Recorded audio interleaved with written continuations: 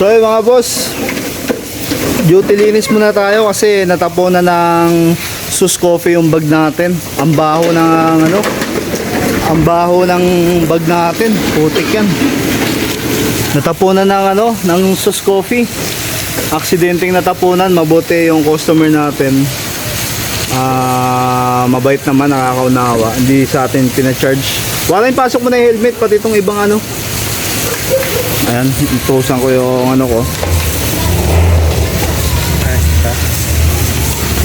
Hindi, sasabay ko sa linis. Itong plastic, saka itong ibang ano. Wag na to. Paliliguan ko rin to. Plastic itong wear.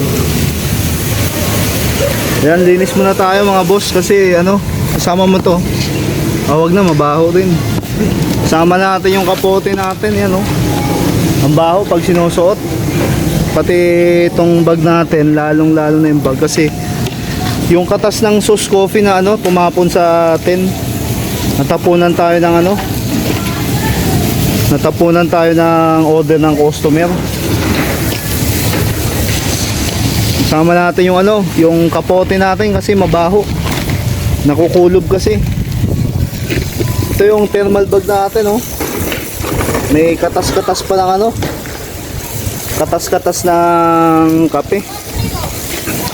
So para sa mga ano pala mga boss, yung ito, laking bagay na ito. Gamit ko ngayon. Sa mga drinks kasi hindi na ako nakalugan. Yung sa Sus Coffee naman, kaya naman natapunan tayo kasi ano yun, patong-patong, naka paper bag na siya.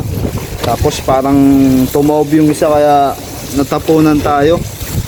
Kaya yun, linisan muna natin para ano, para hindi mabaho kasi siyempre alam niyo naman mga customer natin medyo maselan sa pagkain. Sa pagkain kasi yan, kaya dapat laging malinis, laging mabango yung ano natin. So yun, weekly naman natin dapat gawin to. At saka yun, mga boss, para hindi kayo mahirapan maglinis ng motor nyo at saka ng gamit nyo. Yung ganito, bili lang kayo ng ganito, ano lang, mura lang to.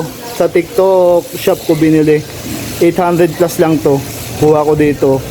Pero mga nakaraan, ang benta nito nasa 1.6 yata, pero ngayon nasa 800 plus lang. Ito, napakalaking bagay nito mga boss kasi lalong lalo sa mga motor natin, merong singit-singit dyan na hindi natin mapunasan. Ito kaya niyang ano, linisin.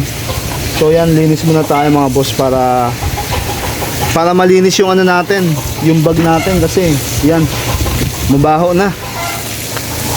Ayan,